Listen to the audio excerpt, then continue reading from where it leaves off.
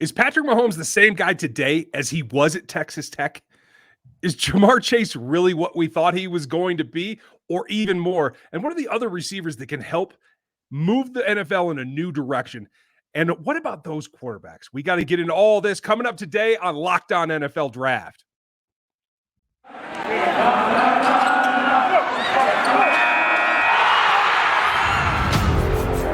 You are Locked On NFL Draft, your daily podcast covering the NFL Draft. Part of the Locked On Podcast Network, your team every day.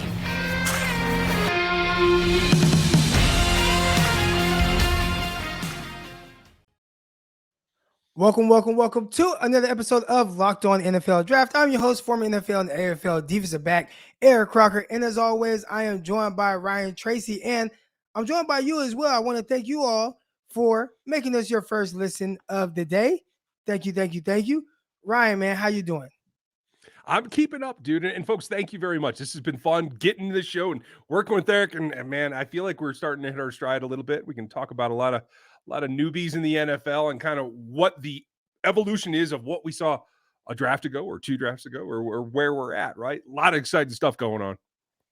Or even 3 or 4 drafts ago. We want to talk about Patrick Mahomes and really what's going on there. So let's just kind of take us back to 2017 when this whole thing happened. I remember him coming out, and there were a lot of people that weren't really sure exactly what he was. You know, he's coming from that air raid offense, Texas Tech. There weren't the quarterbacks that were successful from that type of program and that system. And people were kind of shying away from Mahomes a little bit and kind of lumping him into other guys that kind of came from that system. And I was watching him, and I'm like, I don't know if my eyes are deceiving me, but this is real, like Aaron Rodgers is, right? Mm-hmm. Like just the way he plays, the free flowing playmaking ability, the mobility, the throws that he was able to make. I mean, flicking balls, throwing into perfect corners. And I was like, you know what? This dude is special, and I get it. He's coming from an air raid offense, but if he can just kind of bring everything together, I think this is a guy that has like really high upside. And I actually have a tweet out there where I actually said just that, where I was talking about quarterbacks, and the 49ers needed a quarterback at this time. And a lot of people were saying Deshaun Watson, right? And I was like, man, I get it, but there's this guy, Patrick Mahomes. I said, you know, these schemes make it hard to really evaluate guys. But if I had to take one guy based on upside, it would be Patrick Mahomes. And that tweet is out there. Wow. If you type in Eric Crocker upside Mahomes, it will pop up. And I said that he has the most upside in this class. That's who I would take. But I was talking about taking him second round. He ended up going number 10 overall. So what kind of went into, first I want to ask, what went into the Chiefs moving up that high? Because, you know, obviously you're part of Locked On Chiefs, and you know kind of the ins and outs of exactly what happened there. Yeah, it's funny because, and kudos to you for doing that. I have to be perfectly honest with everyone. I do cover the Chiefs. I'm the original host of Locked On Chiefs, me and Chris Clark. We've been there since the beginning. And to be 100% honest, I had Deshaun Watson as QB1 that year. I had Mahomes as 2. Well, that's not bad. Like you say that like it's a bad thing. Like, come on now. Deshaun Watson, I mean, aside from the weird masseuse stuff, but I mean, special player on the field. So it's not like it's like a big mess. But where did you have Mahomes? I had him as 2, and exactly what you're talking about. It was the rawness, the craziness versus what I thought in Watson was a much steadier player, a guy that could walk into an offense, learn it, and get it on the field a lot faster. It's funny to me now, after having covered him for all these years, the thing that I and a lot of people were most concerned about, right, was his mechanics, his platform, the angles that he throws from, right? We weren't generally concerned about the risk that he takes, the decision-making that he makes. It's funny because you say Aaron Rodgers. In my notes, I've always had him as more the Favre type guy, right?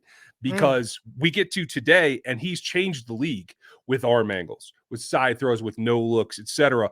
All the things that were like mechanical in nature that maybe we were concerned about, that doesn't seem to be the problem. What we're seeing now is it's the adaptation to what a proven concept by defensive coordinators to take away the deep threat from what are 2 of maybe the top 5 pass catching targets in the league in Tyreek Hill and Travis Kelce.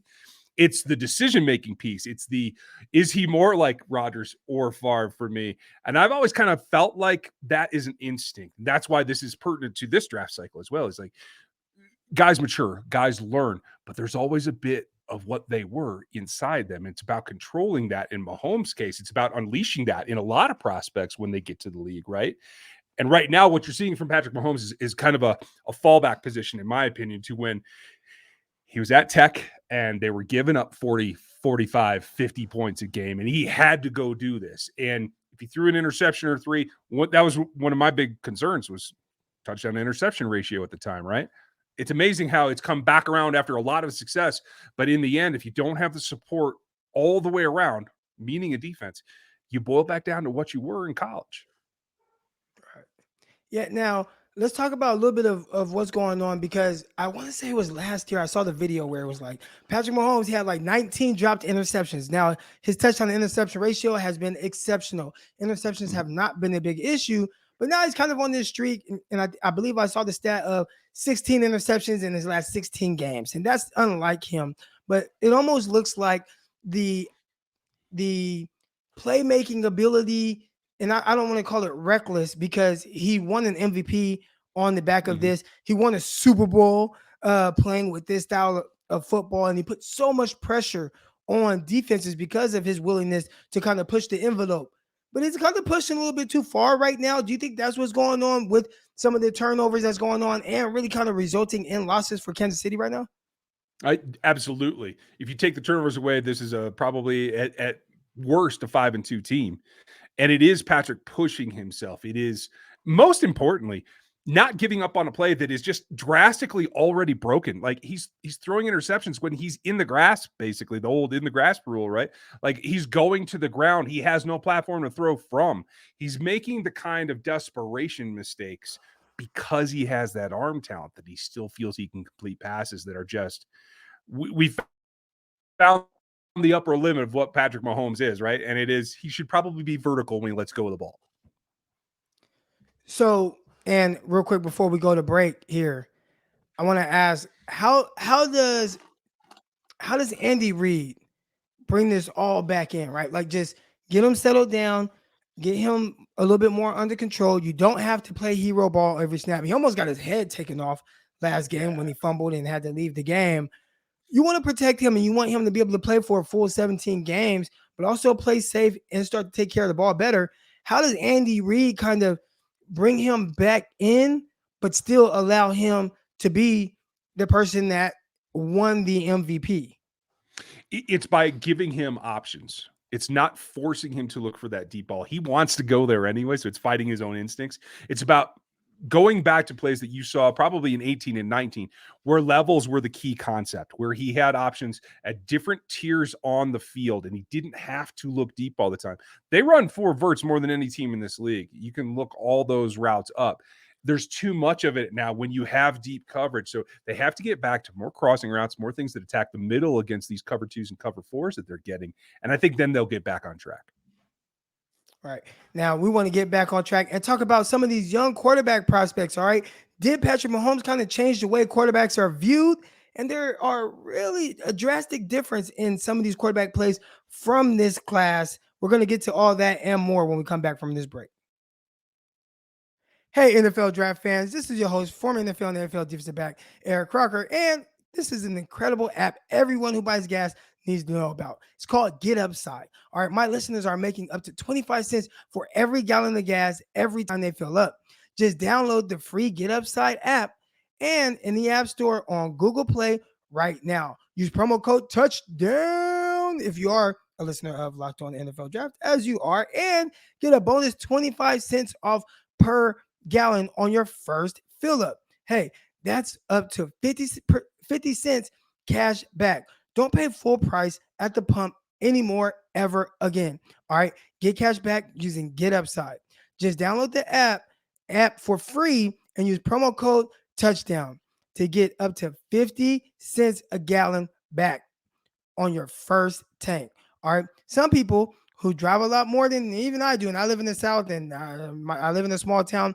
I'm not in a big place, but even then, I still save money on this. But there are a lot of people that they drive much more than me, and they're saving hundreds of dollars a month in cash back. And there's really no catch to this. All right. The cash back gets added right to your account. You can cash out anytime you want, straight to your bank account, PayPal, or an e-gift card on Amazon and other brands. All right. So just download the free Get Upside app and use promo code touchdown today.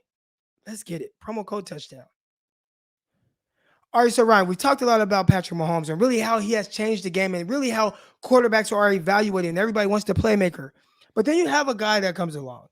He goes by the name of Mac Jones. And he is the complete opposite of what Patrick Mahomes is and kind of what Patrick Mahomes stands for. And everybody wants the sexy quarterback. Everybody wants the guy that can make the off-platform throws or has the big arm and just enough mobility and whatnot.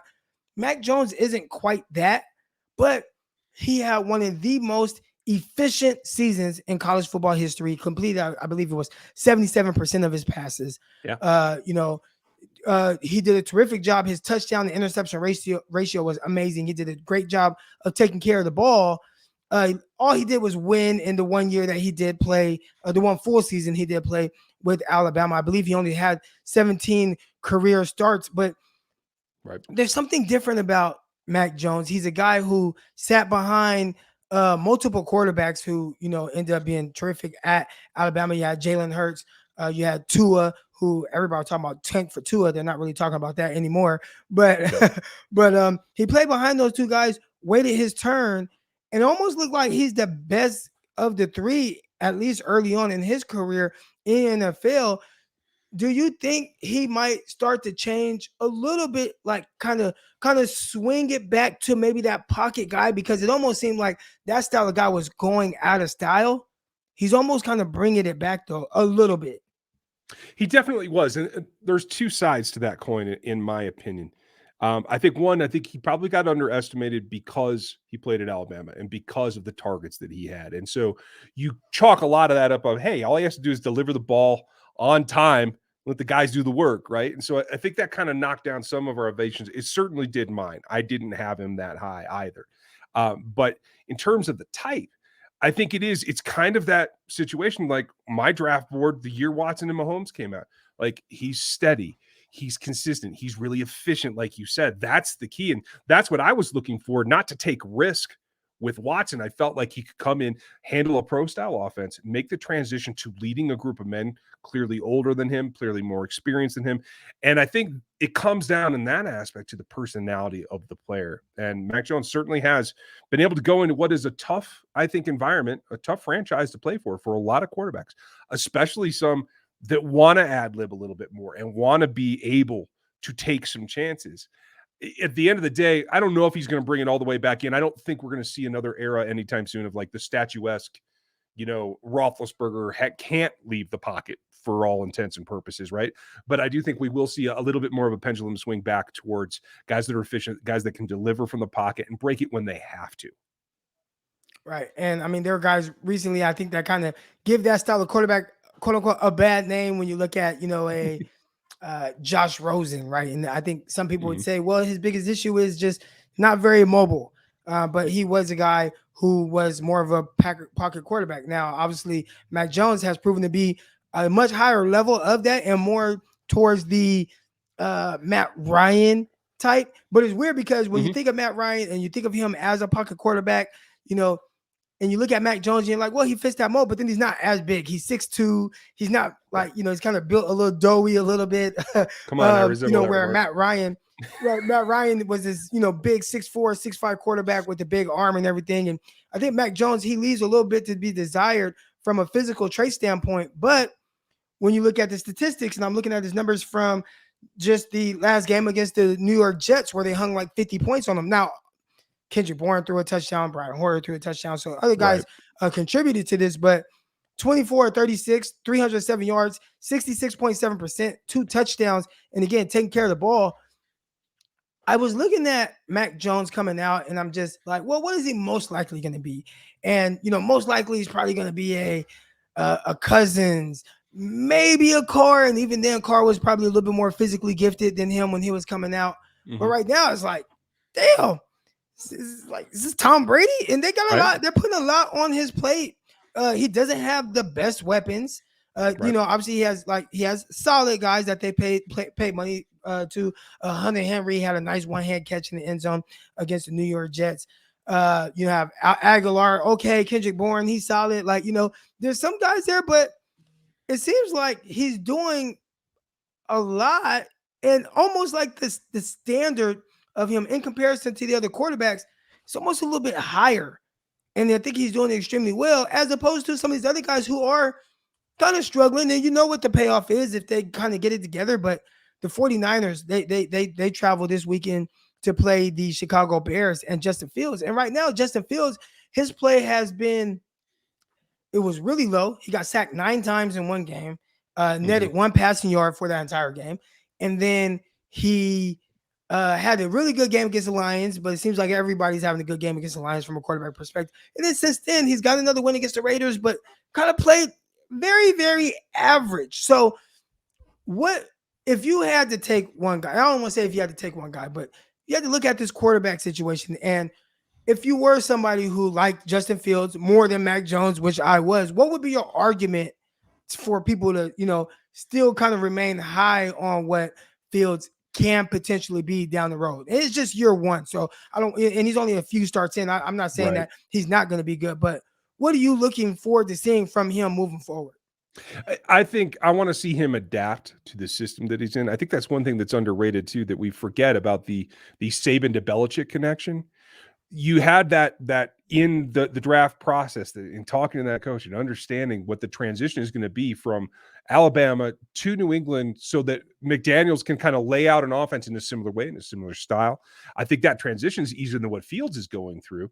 And I think Matt Nagy likes to, much like Andy Reid, adapt to his players. But I think there's not quite as much structure as Fields probably needs in order to get that foundation in his first year, maybe first couple of years, in order to evolve. I think he has the athleticism that eventually, when he can get that probably 2 reads in and make a decision, because I don't think that the offensive line is going to be something that he can afford to stand back there and get to a 4th read very consistently. But I think that at that point, he'll be able to make a visual decision better, and then his legs will help him out some. And I think that will bring some balance to the whole game. I expect him to be a guy that's in the mix, much like Trey Lance, that in this group that I think will eventually get there.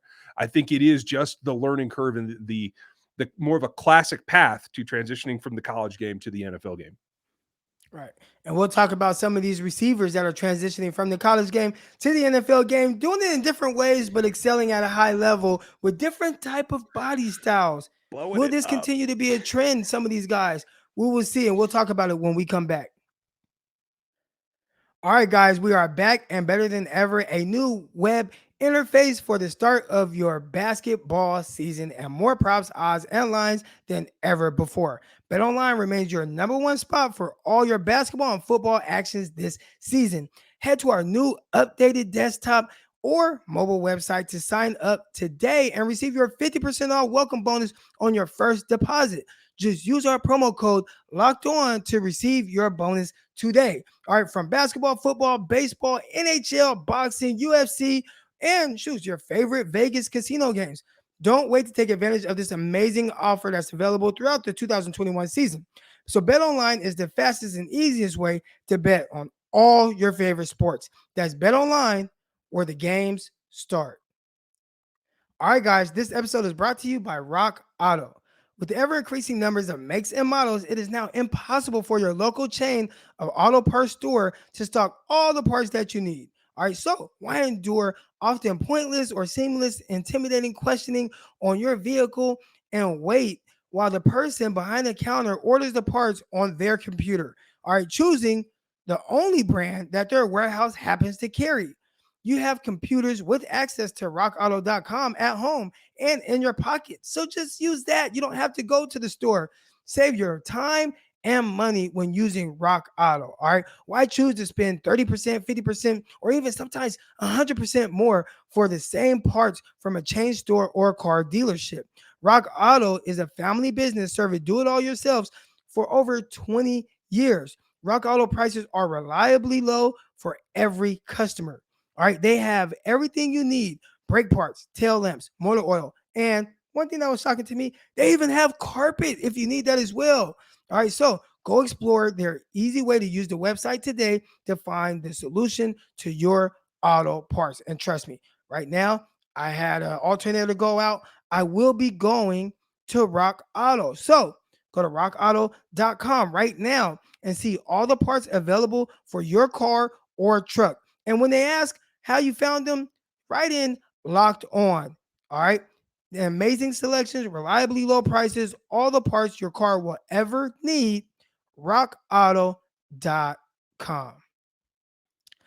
All right, Ryan. So I got to talk about JaMarr Chase and his performance, right? I mean, we're talking about a guy 201 yards, 8 catches, a touchdown on the season in 6 games, 754 yards already. Like, in 7 games, Right.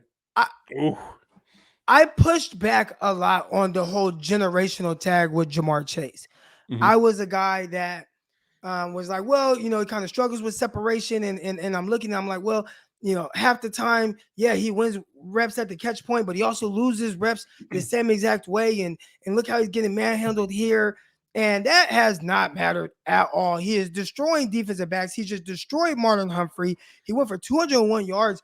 And that was one of the matchups where I was looking forward to seeing. And I do something with this website called Lines. And I talk about over-unders. And I was like, smash the over for JaMarr Chase, because I'm not betting against this guy anymore. And I still was kind of pushing back a little bit, like, generational. I think of Calvin Johnson. But I think it's like, don't overthink this. This guy is special. All right. Yeah. And he's doing it in this frame that's not super traditional, or a way that's not traditional. 6 foot, 200 pounds. What have you seen from him? And kind of what do you think about what this trajectory is with JaMarr Chase? Ooh, the trajectory is crazy. I didn't expect this kind of liftoff for him either. And I will credit not only his perseverance through a bad case of drops in camp, but the staff's perseverance as well, because I feel like they're putting him in position to do what he's comfortable with and not asking him to do a bunch of things, fit into our offense so that you can be part of it. It is more playing to his strengths. And I had him as a very good player. I didn't have him as a generational talent either. I mean, quite frankly, I had him in the 6 to 10 range, and I do everything in tiers. So I thought he was going to be good. I didn't expect this. So the question is the offense adaptable enough when teams get film on him and give him the added attention that should be coming here any minute now if it hasn't already? I didn't get to see the L-22 from the last game. But how does he adapt, and how do they adapt the offense? I think that's going to be the key.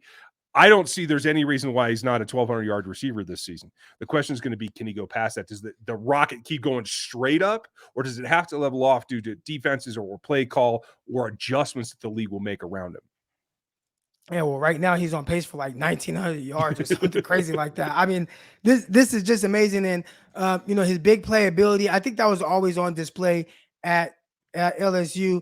I think my biggest question with JaMarr Chase and what we were going to see from him at the NFL level was the way that he won. Okay, physicality, and can he out physical defensive backs?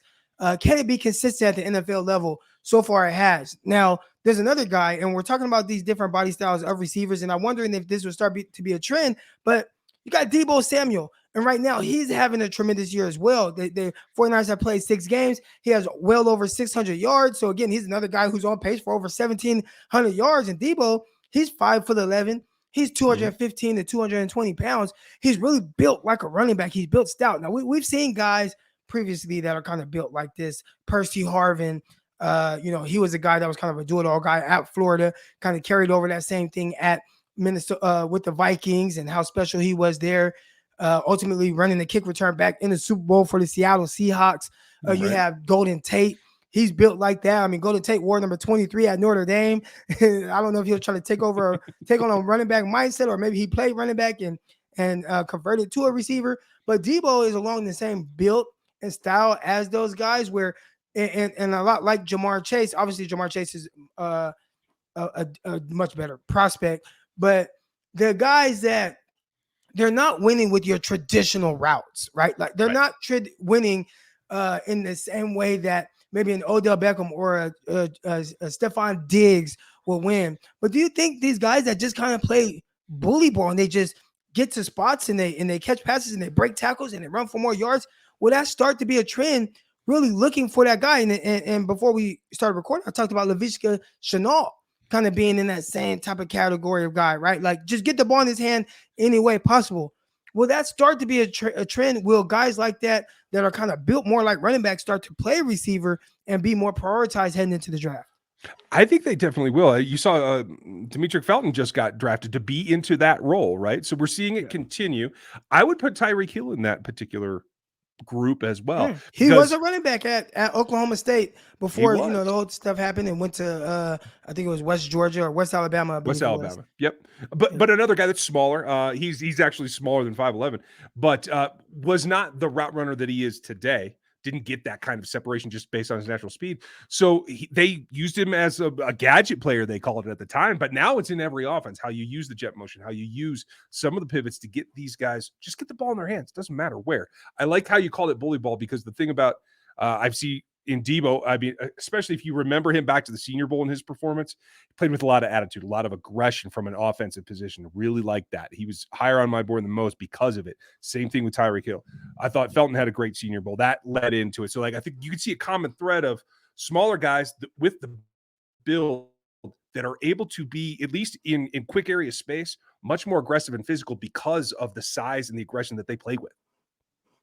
And I'd be remiss to not bring up AJ Brown, who in the same class as Deebo Samuel. My wide receiver 1, 2, 3 in that class was DK Metcalf, and then I had Deebo and AJ Brown. I would flip flop those guys every single day. I think I settled in on Deebo wide receiver 2, AJ Brown wide receiver 3. I think right now, if you have either one of those guys, you're doing well, man. But we cut this episode a little short, man. We wanted to kind of just get in here and talk about some things going on around the NFL landscape right now, some early year guys, these quarterbacks. We'll get into all this and more as we continue with Locked On NFL Draft. Ryan, I appreciate you coming on and chopping up football with me. Yeah, this is awesome, man. I like the way it's going, folks. Thank you for listening to us. We're getting rolling now, right? All right. Yes, sir. Yes, sir. And we'll talk to you guys tomorrow morning. See ya. Peace.